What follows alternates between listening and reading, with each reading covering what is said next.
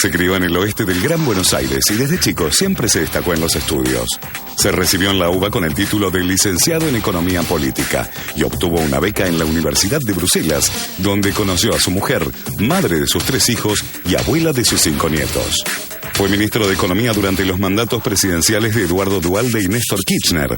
Durante su gestión, se produjo el levantamiento del corralito y del canje de la deuda argentina.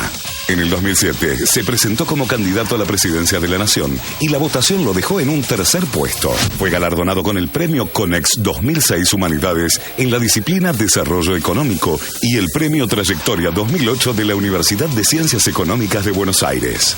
Como economista, publicó libros destacados como La Argentina que merecemos, Argentina-Brasil-Mercosur, una decisión estratégica y Neoconservadurismo versus capitalismo competitivo.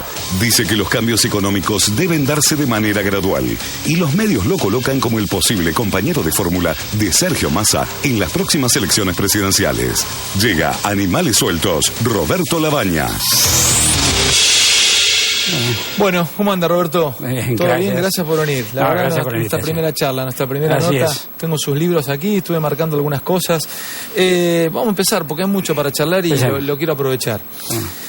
De esto que estábamos hablando recién, ¿usted tiene una explicación fácil?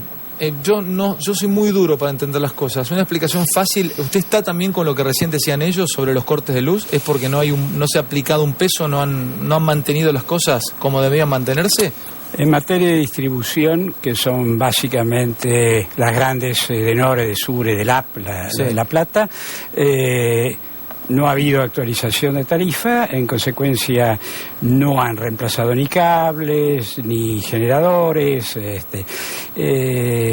y hasta el año pasado tenían alguna utilidad, hasta el año 2003 en realidad. El 2014 ya pierden y de hecho son casi empresas estatizadas, porque aquí le explicaban a usted que hay una gran comercializadora que les vende a las empresas la electricidad. Bueno, las empresas no están pagando esa electricidad. Claro, el gobierno le está dando préstamo para que paguen esa electricidad. Si no, ya las empresas estarían absolutamente quebradas y cerradas. Entonces, es una ficción de empresa privada. ¿Y cuál es la salida para esto? Para la salida, ¿podríamos tener dentro de 2 años empresas que nos den electricidad sin que haya cortes? Podría haber una mejora, pero entonces ahí hay que comenzar a tomar en cuenta cuáles son las necesidades de inversión y habrá que ver de dónde sale eso. ¿Quién las va a pagar? ¿Las voy a pagar yo como usuario o la paga el gobierno? Bueno, empecemos porque algunos usuarios podemos pagar un poco más. Totalmente de acuerdo. ¿Estamos de acuerdo? Totalmente de acuerdo. No pedimos el subsidio nunca, nos lo dieron de prépocas. Sí, totalmente de acuerdo, sí. Ahora, está claro también que hay 30% de la población argentina que hoy está muy cerca de la situación de pobreza, que no puede pagar un centavo más. Entonces, lo primero que hay que hacer es instrumentar una tarifa social. Los que la necesitan, esa gente tiene que recibir el subsidio. Los otros, a lo mejor, hacer gradualmente algún tipo de ajuste y después viene el grado de seriedad y de transparencia con que el Estado usa los recursos en materia de inversión. Que si hay un área donde las cosas han sido de un enorme desperdicio, es precisamente la obra pública. Bueno, tengo muchas cosas para charlar con usted y voy a empezar un poco por la historia. Podría entrevistarlo como si entrevistara a un deportista, haciendo una especie de recorrida histórica, no desde su inicio, pero sí por lo menos desde el momento donde usted aparece con una fama importante, que es en la llegada al gobierno, por lo menos en la última etapa. Usted fue parte de distintos gobiernos, por lo menos ya desde hace muchos años. Pero el cargo importante es el que le da visibilidad para muchísima gente, es justamente su última etapa junto a Néstor Kirchner, sacando el país de un momento muy complicado. A ver. Sí. Primero fue con Duhalde. Lo más complicado fue la etapa con Duhalde. Okay. Cuando Kirchner llega, el grueso de las cosas ya estaban bajo control. Quedaba un tema muy importante que es la deuda. Ahí ya me da, yo tengo acá marcado un par de... Ya ahí me da usted un título, más que un título, me abre una puerta para que yo le repregunte. Todo lo que pues yo no le voy a dejar pasar esta, pues me parece muy interesante. sinceramente, en la mitología o en el relato acá, los que sacaron de la tormenta perfecta al país fueron ellos. Usted me dice que con Duhalde ya la tormenta había amainado un poco. A ver, el relato, que en realidad es un cuento, ¿no? El relato es un cuento, para que se entienda más claro. Sí, el claro, relato es una palabra más simpática, parece.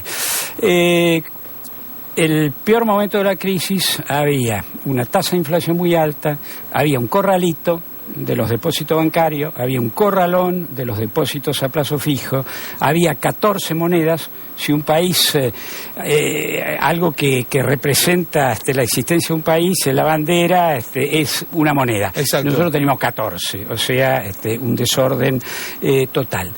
Todos esos temas estaban resueltos al terminar la etapa Duhalde. Y estaba anunciado ya una reestructuración de la deuda con 75% de quita. No estaba negociado. Entonces, la gran tarea durante el periodo de Kirchner es una muy difícil negociación que duró 2 años, donde los poderes tanto internacionales como locales sí, ahí me voy a meter porque es muy interesante cómo ustedes renegociaron la quita de la deuda. A veces los pequeños detalles hacen muy interesante una historia personal, Roberto. Cuando usted llega al gobierno, ¿no?, con Duhalde, y el país estaba dinamitado, ¿usted llega exactamente qué día? El 26 de abril del 2002. Usted llega el 26 de abril del 2002, el país estaba realmente muy mal, estaba explotado. ¿Usted recuerda la primera semana? ¿Algunos detalles de la primera semana? Cuando usted se sienta en el sillón y empieza a acomodar los papeles y ver con qué contaba. Sí, conozco varios, me recuerdo varios. Bueno, primero la entrevista con el presidente, donde lo primero que le dije, yo no lo conocía personalmente, a Duhalde, por supuesto conocía su actividad política, pero no lo conocía personalmente. Lo primero que le dije es, yo le aclaro que yo no voté por usted en la última elección. A lo cual él dijo, no importa, sigamos. A partir de ahí dio carta blanca para operar en materia económica. Primer fin de semana, el citar a todos los banqueros que venían de los años de la convertibilidad, donde eran prácticamente los dueños de la pelota.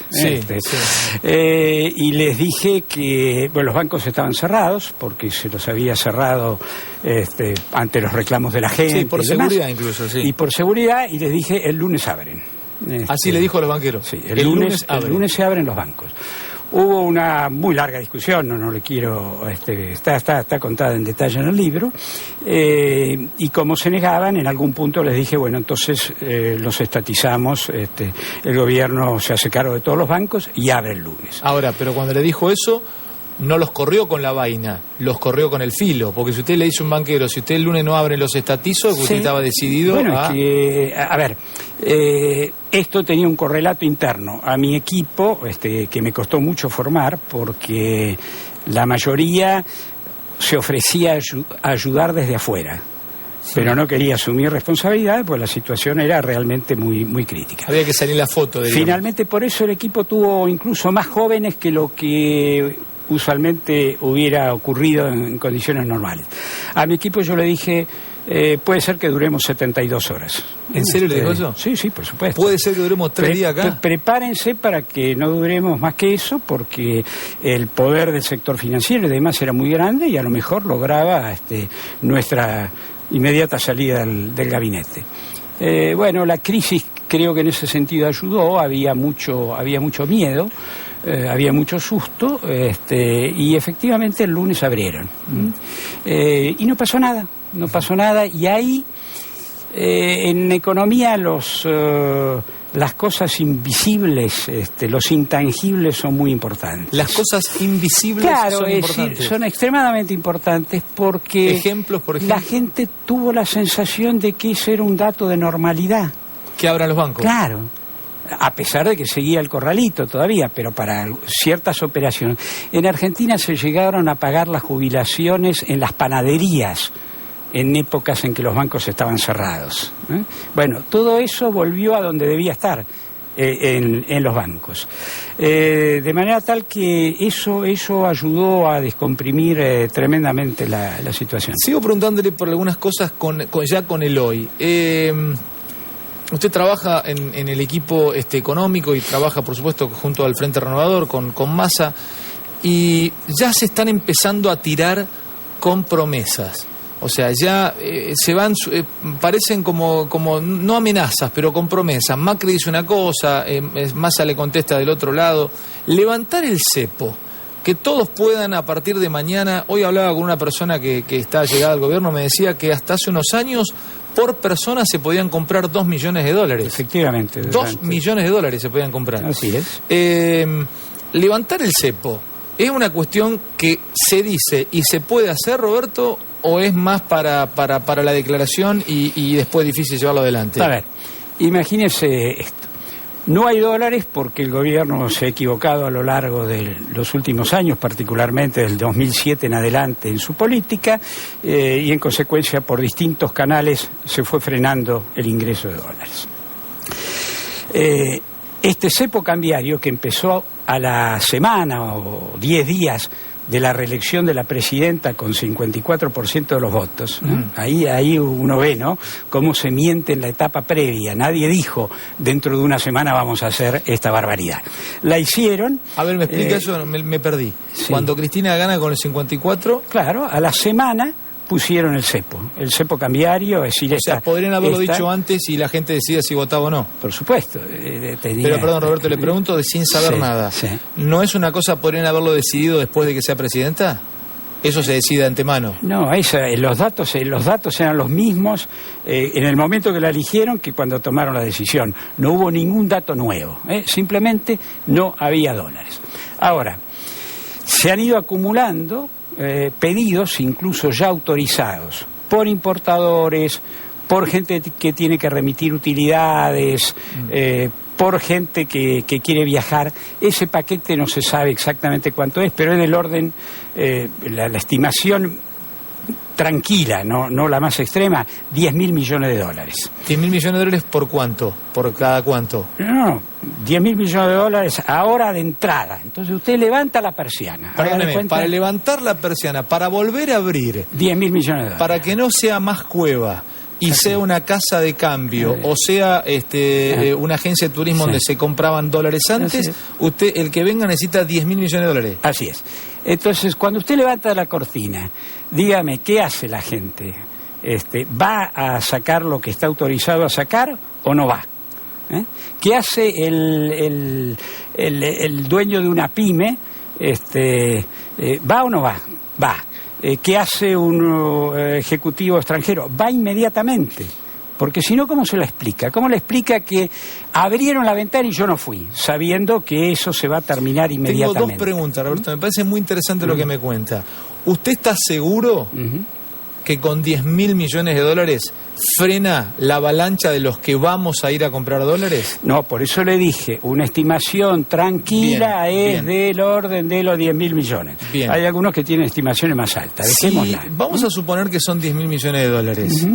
Y usted lo tiene, pero lo tiene que sacar el Banco Central, justamente la reserva. Claro. Usted me deja, si saca $10.000 millones de ahí, me deja clueco. Por eso mismo es que no se puede. Por eso mismo que no se puede, es una promesa falsa. Mire, cuando a usted le dicen que va a venir Papá Noel y que va a abrir el cepo y que va a bajar las retenciones, que son los impuestos al agro de manera inmediata y demás, ¿usted le cree a Papá Noel en ese caso? No. Estas cosas técnicamente no se pueden hacer. Necesito que aunque sea me mienta un poco. Necesito que me abra una puerta de esperanza que se pueda. No, la esperanza es que estas cosas se desarman con un programa económico y social, no solo económico y social integral, y con el correr de los meses. Abrir el corralito llevó 6 o 7 meses, abrir el corralón llevó también su tiempo, cambiar las monedas llevó... ¿Sabe qué, Roberto? Le voy a decir una cosa. Me tomaría 100 cafés con usted para que me explique y me cuente, porque es como, les voy a contar que es la sensación que yo tengo en este momento charlando con él cara a cara. Es como charlar con un profesor, además es profesor, porque te explica fácil las cosas. Yo le cuento lo que me dijo el profesor de la otra cátedra, que van a venir tantos dólares de afuera que usted va a tener ni siquiera que tocar los dólares que tiene guardado bajo el colchón en el Banco Central. Dice que va a entrar tantos dólares acá que vamos a tener que tener cuidado con nuestro peso. A ver, mire, hagamos un poquito de memoria. En los años 90 tuvimos la convertibilidad de Cavallo, el 1 a 1, Menem Cavallo. Cuando se le empezaba a explicar a Cavallo que a partir del año 1994 la situación se tornaba insostenible, que el 1 a 1 ya no podía funcionar porque internamente había inflación que se había comido parte del valor de la moneda, él nos contaba que no, acá va a pasar lo mismo que pasó en Alemania y en Japón después de la Segunda Guerra Mundial. En realidad nuestra moneda se va a valorizar, en lugar de caer, va a subir. El mismo cuento es ahora. Y ya sabemos cómo terminamos. Terminamos en la peor crisis en más de 100 años, en el año 2001. Entonces, es cierto, si uno hace bien las cosas, los capitales vienen. Tal es así que nosotros, por ejemplo, sobre el final de Duhalde y en algún momento en lo de Kirchner, tuvimos que poner la restricción al ingreso de los capitales. Porque si entra mucha plata, ¿qué te pasa? Si entra mucha, nos baja artificialmente el valor del dólar, sobre todo cuando son capitales especulativos, ¿no? Los que vienen a levantar una fábrica. Entonces, le tiran para abajo el valor del dólar y de vuelta uno queda en una situación parecida a la de la convertibilidad, parecida a la que hoy vive Brasil. Brasil se engolosinó con una fenomenal entrada de capitales que hoy se están yendo, y entonces se encuentra frente a una devaluación súbita. Roberto, cuando usted llegó, ¿cuántos dólares había en el Banco Central? No, había del orden de disponibles en serio, del orden de los que se puede usar, del orden de los 5.000 millones de dólares.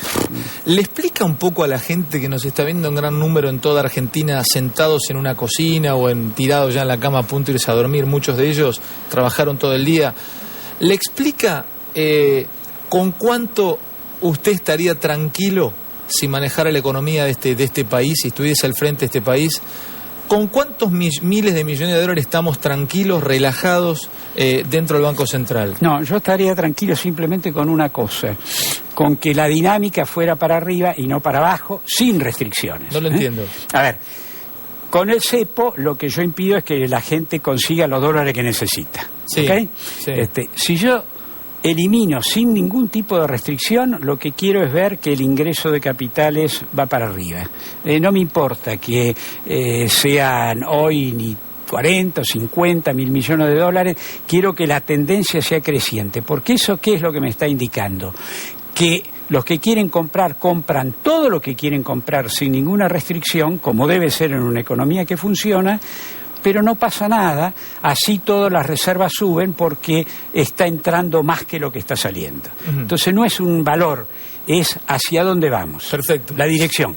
Le digo que, a ver, usted está hace muchos años en política, no es muy común que alguien venga y diga tan claramente que no se puede salir de un día al otro, que es un verso el poder levantar el corralito o el cepo cambiario, en realidad no corralito, el cepo cambiario de un día para el otro. Que quede claro, sí, que hay que hacerlo, es absolutamente fundamental. Pero gradual. Pero hay que hacerlo. ¿En cuánto tiempo? Bueno, depende de cuál sea la credibilidad. Acá usted necesita un plan económico y social, como le decía antes, pero necesita también una serie de cambios en materia de política internacional e institucionales.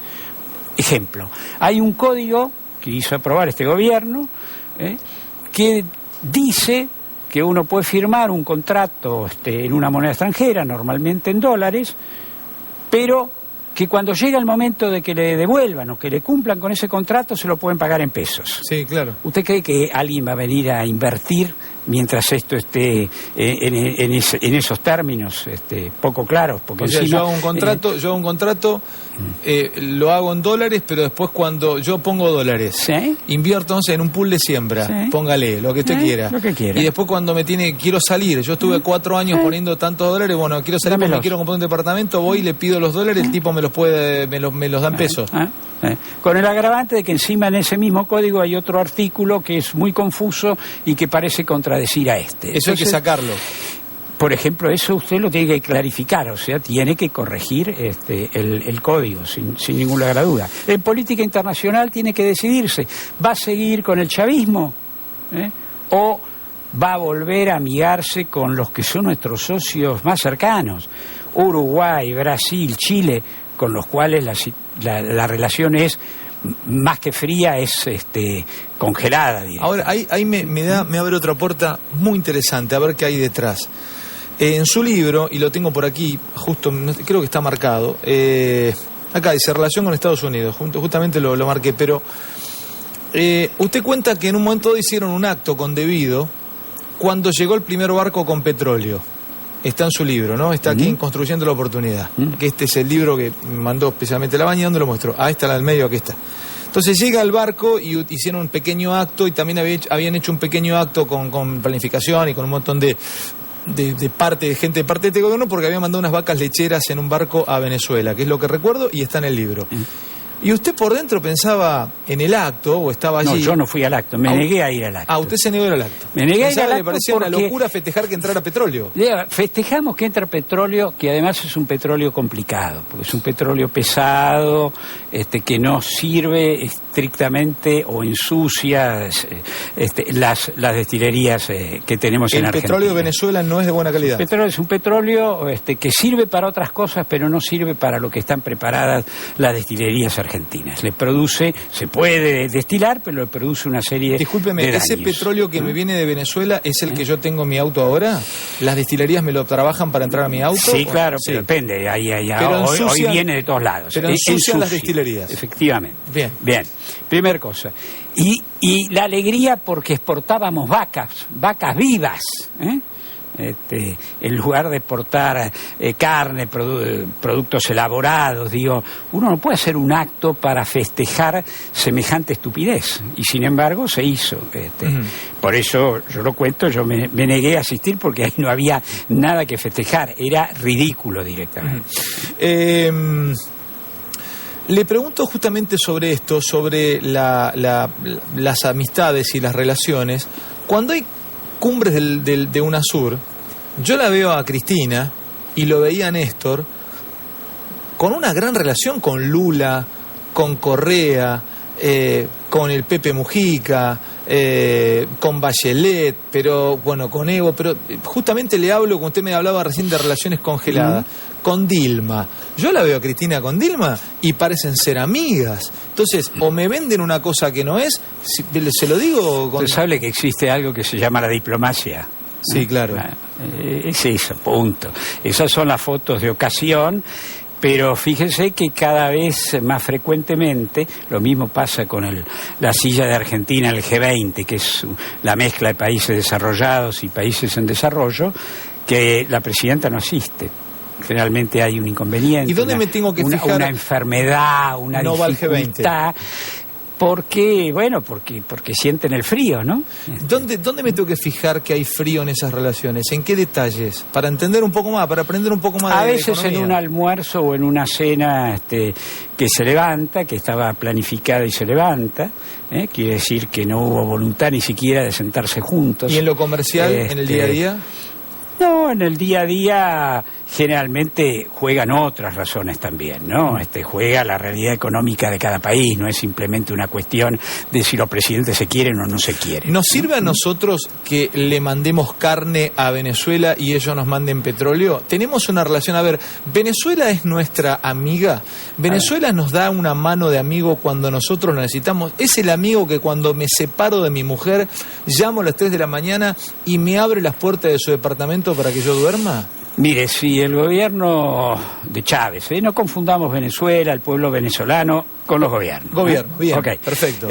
Si el gobierno de Venezuela es nuestro amigo, me quedo con nuestros enemigos. ¿En serio me dice, Roberto? Efectivamente. ¿Por qué? Porque nunca hizo ningún aporte, viven creando fantasías. ¿Usted se acuerda cuando PDVSA, la compañía de petróleo venezolana, iba a comprar estaciones de servicios, iba a hacer destilerías? ¿Usted vio algo? Iba a comprar barcos que se iban a construir en astilleros argentinos. Todo mentira, todo todo simplemente para actos políticos que no conducen a nada. Y después están los préstamos que Venezuela hizo. Los préstamos que Venezuela hizo, en realidad compró bonos argentinos. Esos bonos argentinos se vendían después en Venezuela a los que querían fugar dólares de Venezuela con precios diferenciales, haciendo los gobiernos, los partidos de gobierno de Venezuela, quien sea, enormes diferencias, ¿eh? Y terminaban en los mercados internacionales, con lo cual no nos hacían ningún favor. Abro el libro de Labaña, de Roberto Labaña, y me marqué relación con Estados Unidos, está en la página 121, y marqué un pedacito que quiero leerlo porque me parece muy interesante. Cuando nosotros hablábamos de las relaciones internacionales, las relaciones bilaterales, cómo se definen las cosas, el artículo dice, o la parte del libro dice, la ideologización de la política exterior. Y en la parte donde dice, como ocurren estos encuentros multilaterales, estaban en México, había ido Labaña con Néstor Kirchner a México, y dice, estaba sentado en la banca de la Argentina junto a Kirchner, lo cuenta quien está aquí con nosotros, Roberto Labaña, cuando un asistente de la delegación de Estados Unidos me toca el hombro y me dice, doctor Labaña, Condoleezza Rice, o sea, la responsable del Consejo de Seguridad de los Estados Unidos y principal consejera en política exterior de Bush, quiere hablar con ustedes, con Néstor Kirchner y con quien está con nosotros. Condoleezza Rice, que fue el halcón del gobierno de Bush, o sea, una persona con muchísimo poder, era manejaba, diríamos, el gobierno junto a Bush. Básicamente, cuenta Labaña, Rice quería tener una visión directa de cómo veíamos la situación argentina. Y dice Labaña, que está aquí con nosotros, le expliqué cómo estaba nuestro país. ¿Así son las cosas a veces de fáciles? En una reunión cara a cara con quien en ese momento era Estados Unidos, explicándole cómo estaba la situación. Depende cuánta credibilidad tenga el país, tenga el funcionario, tenga el presidente. Hay lugares donde usted puede hablar todo lo que quiera, que si no tiene credibilidad no pasa nada. Depende de eso, si le creen, si tienen confianza en lo que usted le está diciendo, o no. Y le pregunto, Roberto, no estar bien con los gringos, no estar bien con Estados Unidos, uh-huh. ¿Es tener algún tipo de problemas en el mundo o no, o eso es perimido, es de otra época? A ver, acá no se trata ni de estar bien. ¿Se acuerdan la época de Menem, las relaciones carnales? Sí, Vale. Sí. No se trata ni estar casi de rodillas, ni estar peleándose todo el tiempo. La mayoría de las cosas, tanto en materia de política interna como de política internacional, pasan cuando uno camina por un cierto justo medio, digamos, donde pelea todo lo que tiene que pelear con quien sea, con mucha fuerza, al mismo tiempo con mucha seriedad técnica, pero no hace de esto no es personal, diríamos. No es personal, no es... A ver... En el ring nos peleamos, pero cuando termina, claro. Le cuento una cosa que también está ahí, en la cumbre de los presidentes de Mar del Plata, donde Argentina era el país anfitrión, el gobierno cometió el error de armar un tren especial a Mar del Plata, en el cual fue Maradona, entre otras cosas. La anticumbre. La anticumbre, y en el acto se cantaba... la discusión era sobre el ALCA, la Zona de Libre Comercio de las Américas, que sí. Abreviado es ALCA. Y el canto era ALCA, ALCA, al carajo. Ese era el canto promocionado por el gobierno argentino, país anfitrión. ¿Eso en qué año fue? Eso fue 2005. Ese fue. ¿Usted estaba en el gobierno? Sí, eso fue lo que decidió. Dígame una cosa, Roberto, que yo me iba. Una persona como usted, ¿no? Con años de experiencia, fue profesor, usted estudió en Bélgica, con nivel académico.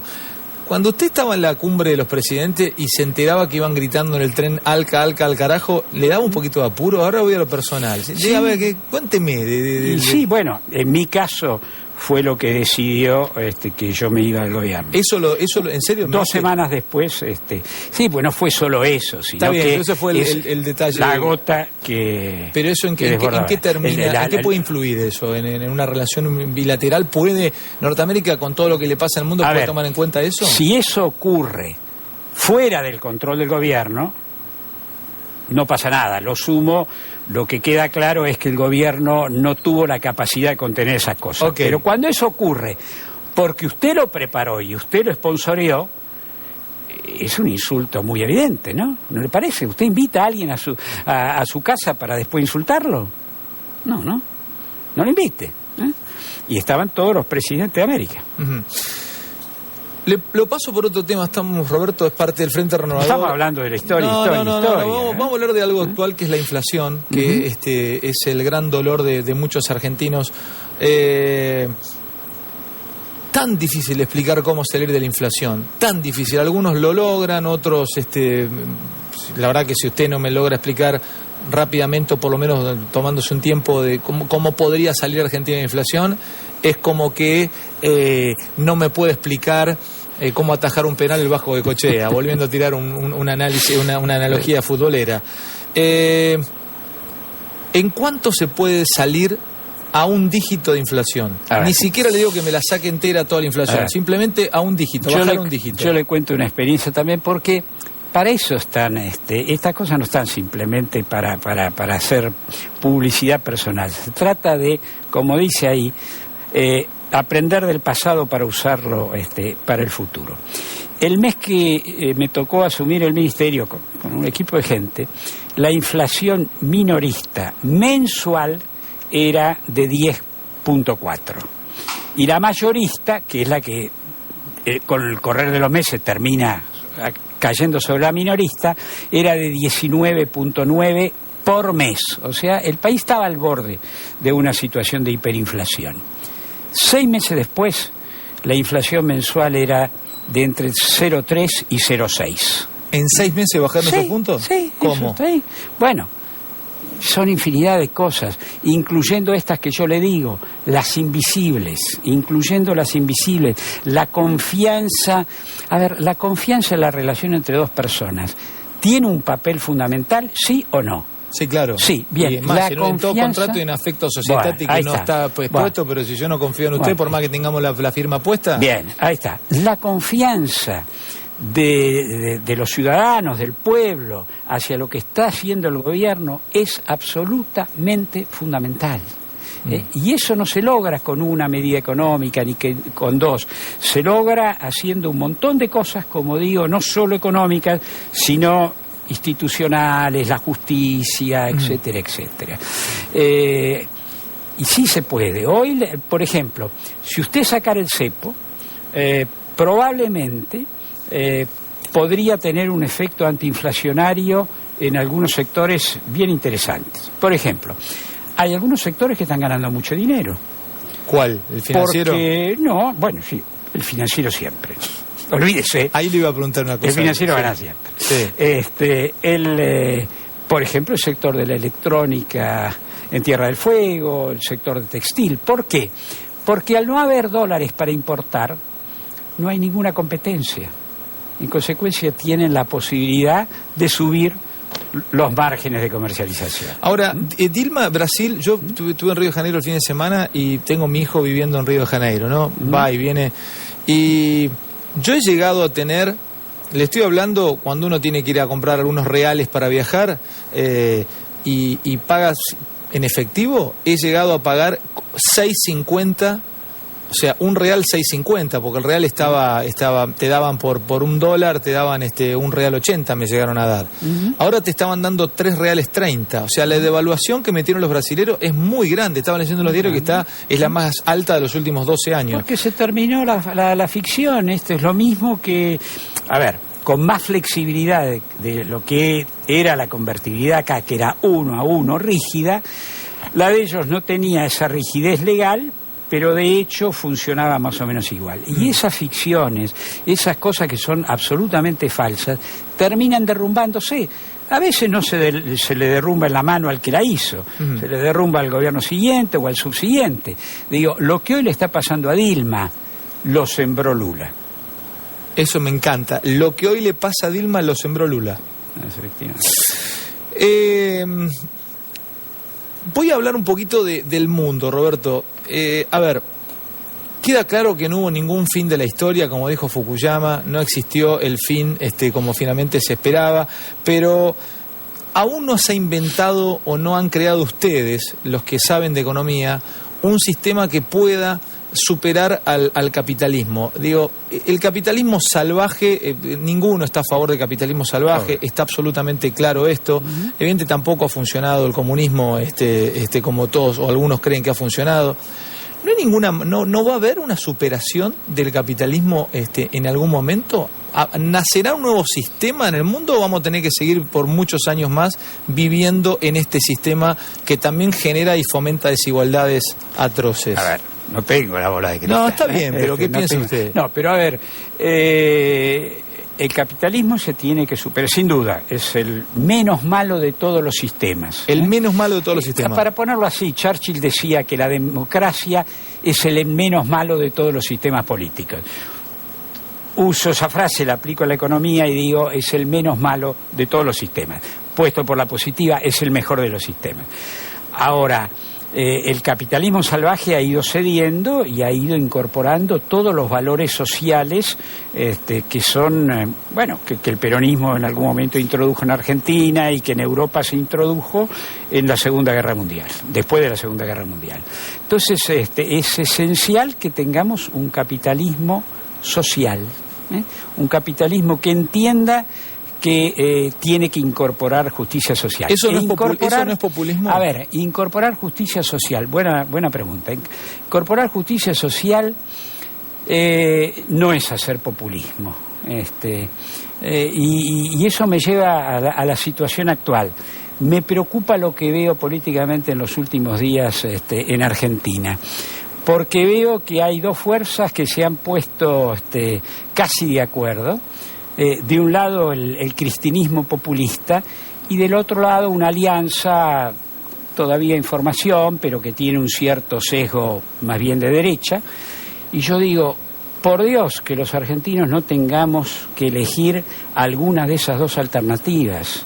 Espero que haya algunos cambios y ahí que permitan... ¿Me permite hacer una pregunta, Roberto?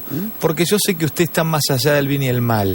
Por supuesto que usted está dentro del Frente Renovador por el poder político. Usted juega por la camiseta, usted es un tipo que ha sacado a Argentina realmente de un problema grave en su momento.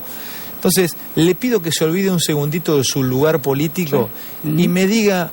A mí, como un argentino de 43 años y a tantos que lo están viendo del otro lado y los que están acá en el estudio que paran las orejas, ¿por qué nos haría mal elegir entre un populismo cristinista y una alianza de centro-derecha o derecha como la que podría venir? Porque ambas cosas ya las hemos probado en el pasado cercano, no en el siglo pasado. Han estado vigentes hace muy pocos años.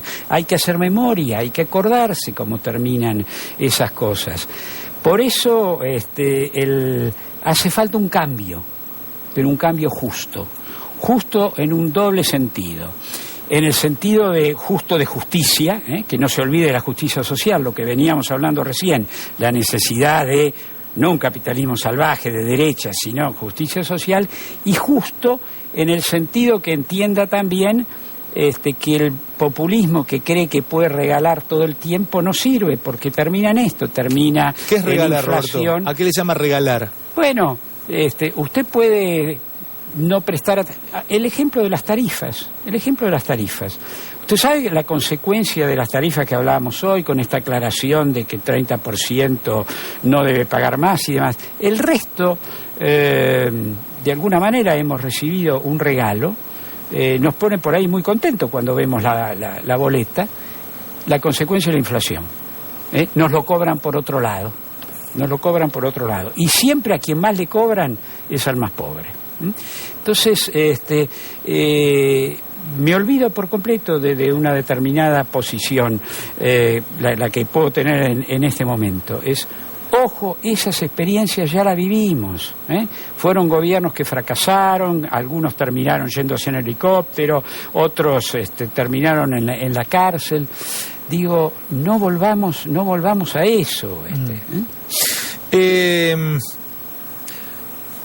¿Cuándo una deuda empieza a ser un cáncer sin tratamiento para un país? ¿Qué porcentaje del PBI? A ver, alguna vez leí lo leía usted en una nota, le hicieron en Perfil y citaba a Bill Ferguson, que hablaba de un cierto porcentaje. Cuando la deuda pasa el 30 o 40% del PBI de un país, directamente te enferma ese país y te lo quiebra, te lo seca, te lo mata. Es un cáncer incurable. ¿Qué deuda tenemos nosotros con respecto a nuestro PBI? ¿Estamos enfermos con la... No. Ese es el fruto de la reestructuración de la deuda con 75% de quita, es que se pudo relanzar el proceso de crecimiento y hoy la relación entre la producción, que tiene que ver con el crecimiento y demás, y la deuda es una de las más bajas del mundo. Sin embargo... ¿Una de las más bajas del mundo? Sí, es una de las más bajas. Nosotros tenemos una de las más... En América Latina solo Chile tiene una mejor que nosotros. Ahí le pregunto una cosa. El problema es que nosotros tenemos los juicios. Los juicios que quedan todavía dando vueltas. Pero perdóneme, le tomo las palabras de Cristina, que dijo que el que venga va a tomar un país más cómodo. Al tener una deuda de las más bajas del mundo, ¿no toma un país más cómodo? A ver, Cristina en esto no hizo nada. En todo caso lo hizo Néstor con el equipo económico. Aclaremos porque, en realidad Cristina empezó nuevamente el proceso de endeudamiento, que un poco se oculta, porque en lugar de hacerle tomar a la nación, le hacen tomar a YPF o le hacen tomar a las provincias, pero en definitiva la deuda... Es del país. Sí, la deuda... ¿Una deuda de YPF es del país también? Sí, claro. ¿Una deuda de Santa Fe es del país? Claro. Afuera se la toman como... Pero por supuesto. Y me decía... ¿Qué va a hacer usted? Supóngase que Santa Fe no puede pagar. ¿Y usted qué deja? Que la quiebren a la provincia de Santa Fe o a la que sea? No, le giro. El Estado Nacional se tiene que hacer cargo de eso. Tan es así... Es como un hijo, entonces, cada provincia es una hija. Tan es así que para que se endeuden, ahora tienen que tener la autorización del Gobierno Nacional. Si no, no se pueden endeudar. Uh-huh. Le pregunto otra cosa que me parece interesante, que es el papel... Tanto se habló de China, Roberto, ya que lo tengo... Yo olfateo, pero se lo dice un 4 de copas, ¿no? Olfateo con toda esa cosa de China, que fue durante muchos años potencia mundial, allá por el 1500 era una potencia realmente hegemónica, y swaps, canje de monedas. ¿No estaremos asintiendo sin darnos cuenta a definitivamente la toma del poder económico chino de los próximos años en el mundo? ¿No van a terminar, no se va a terminar ahorrando, no va a terminar siendo reservas en yuanes en vez de dólares en el mundo? A ver, el tema hay que tratarlo con cuidado porque Argentina es siempre extremista. Siempre extremista. Lamentablemente, es populista o es conservadora de derecha. Lo mismo pasa con China ahora. El gobierno dice que es maravilloso porque le ha prestado algunos yuanes y le permite respirar un poco con las reservas. La oposición poco menos que está haciendo en torno a esto un gran escándalo. Y la verdad no es ni la una ni la otra. Es decir, China es hoy y va a seguir siendo por mucho tiempo, probablemente si no el primero, de los 3 primeros clientes de Argentina, clientes de los productos que los argentinos exportamos. Los próximos años. Mi hijo va a ver una Argentina seguro, que va a tener como cliente a China. Pero seguro, ya hoy es así. Entonces, mensaje a la oposición, calma, no hagamos por hacer algo contra el gobierno, digamos cualquier barbaridad. Hay cosas a criticar. La primera cosa a criticar es que los convenios no sean transparentes y públicos. Pero esa no es culpa de China, esa es culpa del gobierno que los está ocultando. Entonces, no empecemos a pegarle a China cuando las responsabilidades son locales. Y después, cuando cambie el gobierno, por ahí muchos se van a tener que morder la lengua porque van a tener que... negociar con China. Negociar con China como uno negocia con su mejor cliente. Con toda la dureza, con toda la seriedad, con toda... Pero va a tener que negociar, y va a saber que los chinos van a tratar de sacar el mejor acuerdo y usted tiene que tratar de sacar el mejor acuerdo para su país. Ahora sigo porque tengo tantas preguntas aún para seguir charlando con Roberto Labaña. Les quiero contar que vuelve la gira de algunas mujeres a las que le cagué la vida a Córdoba. En pocos días estarán en Córdoba. Marcelo Cosentino, uno de los hombres del verano, Miriam Lanzoni, Laurita Bruni, Ximena Capristo, y se suma Maggie Bravi. Así que atención, Córdoba Córdoba, y Gustavo Santos y toda la gente de Córdoba que empiezan a girar ya en abril, empiecen ya las localidades a estar atentos, yo les voy a ir contando por dónde. Sí. Pasan cosas importantes en Córdoba. Nosotros estamos abriendo la escuela de gobierno también en Córdoba. ¿Ah, sí? La que trabajó todo el año pasado en Buenos Aires y que algunos han empezado a copiar, bienvenido que la copien, la estamos ahora abriendo en Córdoba. Sigo charlando con Roberto Labaña porque hay mucho más y ya, quédense porque tengo algunas otras cosas que por lo menos me anoté aquí que pueden ser interesantes. Corbe Motos te presenta la nueva Energy 110 R2 ágil y fácil de conducir. Corben te presenta la nueva Energy 110 R2, ágil y fácil de conducir. La moto que reúne calidad con economía de uso, diseño renovado, gran variedad de colores. Conseguí la amplia red de concesionarios Corben Motos. Nueva Energy 110 R2, dale energía a tu movimiento. Por las noches se te acalambran los pies o las piernas, llegó a la Argentina la solución, mirá. Arthrostop Calambres. El 70% de los adultos mayores de 50 siente calambres nocturnos de piernas, pantorrillas o pies. Arthrostop Calambres con extracto natural de banana, magnesio, calcio, potasio y vitamina E te brinda diariamente el complemento que necesitas para no sufrirlos. Vienen sobrecitos de bolsillo que puedes comprar de a uno cuando lo necesites. Acordate para tus calambres Arthrostop Calambres y para calmar tu dolor Arthrostop Te Caliente. Se viene un momento realmente importante, se viene el momento preferido del programa, es el momento de la primera oferta del día de Garbarino. A ver qué nos trae la gente de Garbarino. Descubrí los mejores productos y lo último en tecnología. Descubrí este Smart TV LED 42 pulgadas LG en 12 cuotas sin interés de 833 pesos con 25. Garbarino nos conecta más que nunca.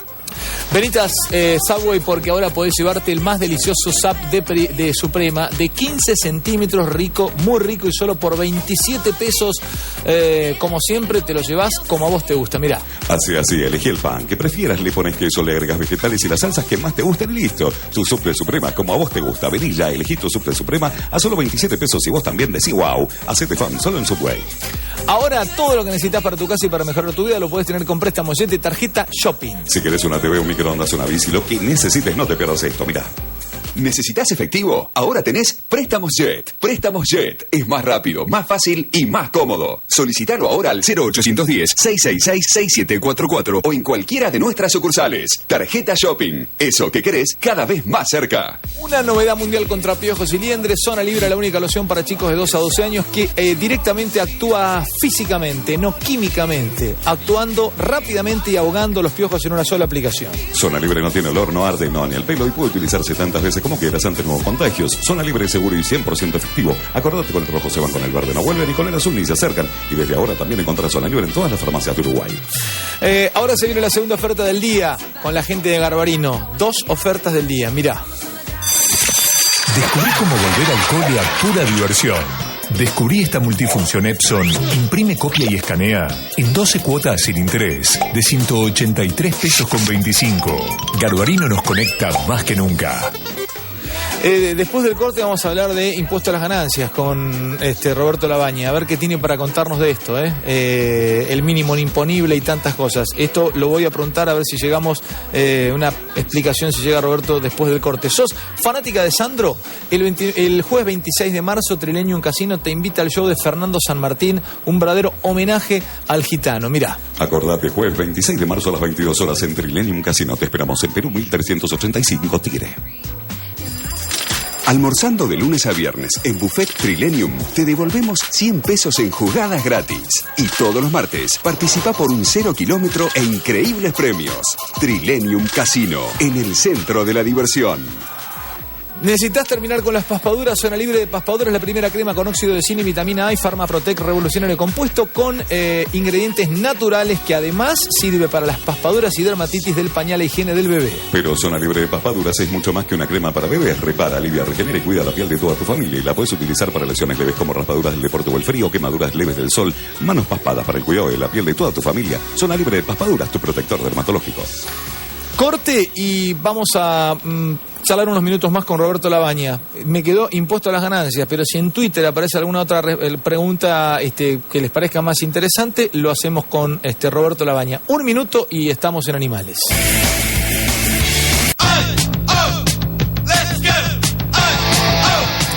Sí, un gran abrazo a todos los chicos de las Buenas Artes de Villa del Parque que nos acompañan realmente con cosas muy ricas. Roberto, ya no queda casi tiempo y en un minuto no vas a poder explicar lo de ganancias. ¿Te queda algo para decir a la gente, todos los que se quedaron esperando para la última frase tuya?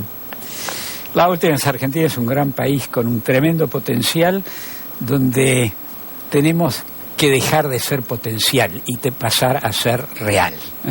Si la potencialidad argentina es fenomenal, pero hay que ponerla en la superficie y con eso darle a los argentinos el bienestar que los argentinos creo que merecemos.